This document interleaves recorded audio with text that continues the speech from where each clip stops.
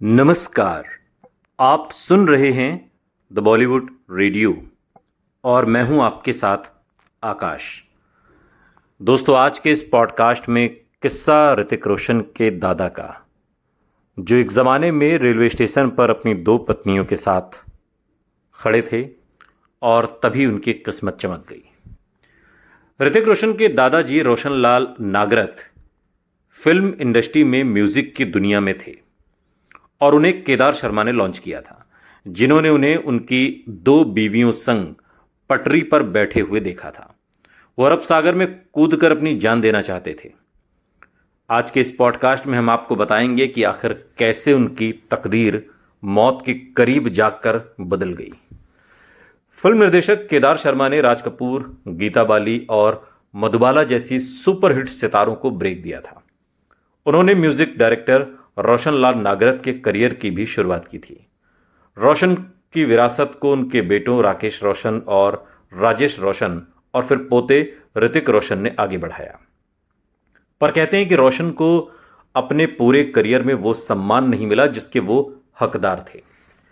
केदार शर्मा ने एक बार एक इंटरव्यू में बताया था कि उन्होंने रोशनलाल नागरथ को कैसे ढूंढा था। केदार शर्मा ने कहा था कि एक दिन मैंने एक आदमी को रेलवे स्टेशन पर दो बीवियों के साथ बैठे देखा।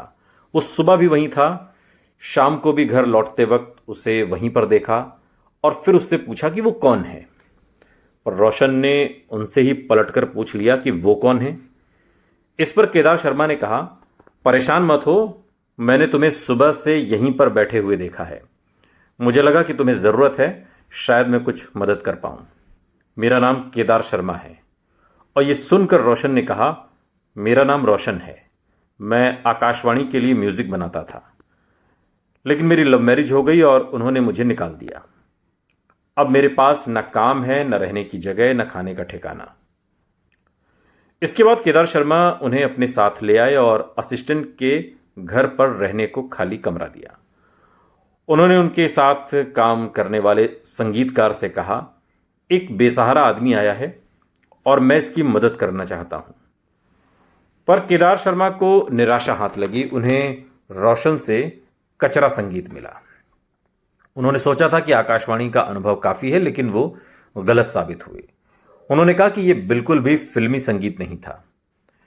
केदार शर्मा आगे बताते हैं कि एक डिस्ट्रीब्यूटर दोस्त उनके लिए स्पेशल गिफ्ट लेकर आए, एकदम न्यू ब्यूक कार, और 1 लाख रुपए देने की पेशकश भी की।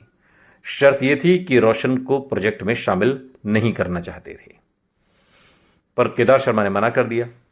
तब रोशन ने उनसे रोते हुए कहा कि उन्हें पैसे ले लेने चाहिए थे। तो उन्होंने जवाब दिया, अरे बेवकूफ़, ये मेरी परीक्षा है, तुम्हारी नहीं। केदार शर्मा ने यह भी बताया कि रोशन ने उनसे कहा था कि वो अरब सागर में कूदकर जान देना चाहते थे, क्योंकि उनकी दोनों बीवियों संग घरेलू कलह चल रही थी। और इसके बाद रोशन ने कई बड़ी फिल्मों के संगीत तैयार किए। 1960 के दशक में करियर के शिखर पर वो रहे, लेकिन दिल की बीमारी से परेशान रहे। 50 साल की उम्र में उनका निधन हो गया था। उनके बेटों को खुद की देखभाल करनी पड़ी। राजेश म्यूजिक डायरेक्टर बन गए तो राकेश रोशन ने फिल्म मेकर बनने से पहले एक्टिंग में हाथ आजमाया और कई फिल्में की जिनमें उनकी एक्टिंग का लोहा माना गया, लेकिन एक सफल एक्टर के तुलना में वो ज़्यादा सफल डायरेक्टर साबित हुए। और उनकी बनाई फिल्में, चाहे वो करण अर्जुन हो जो इतनी मशहूर हुई, इसके बाद भी ढेरों फिल्में हैं। क्रिश के तो कई पार्ट उन्होंने बनाए, और खून भरी मांग रेखा की और कबीर बेदी की फिल्म थी जिसमें वो खुद भी थे।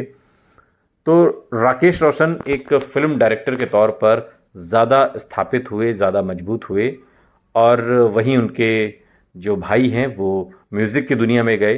उन्होंने म्यूज़िक डायरेक्टर के तौर पर अपने कामकाज को देखा। और उनके पिता रोशनलाल नागरथ यानी ऋतिक रोशन के दादा, उन्होंने भी म्यूज़िक की दुनिया में अपने आप को स्थापित किया, लेकिन उनकी हिंदी फिल्म इंडस्ट्री से जो जुड़ने की कहानी है वो हमने आज के इस पॉडकास्ट में आपको सुनाई, और वो बड़ी दिलचस्प है। तीसरी पीढ़ी यानी कि ऋतिक रोशन, हम सभी जानते हैं, कहने की ज़रूरत नहीं कि ऋतिक रोशन किस तरीके से अपने करियर को आगे बढ़ा रहे थे, और उन्होंने फिर वो मुकाम हासिल भी किया जिसके वो हकदार थे। और आज 50 साल की उम्र में भी ऋतिक रोशन की अलग ही एक एक वानगी है, एक रूहानियत है, एक एक जो जितने हैंडसम वो लग सकते हैं उससे कहीं ज़्यादा हैं। सुनते रहिए द बॉलीवुड रेडियो, सुनता है सारा इंडिया।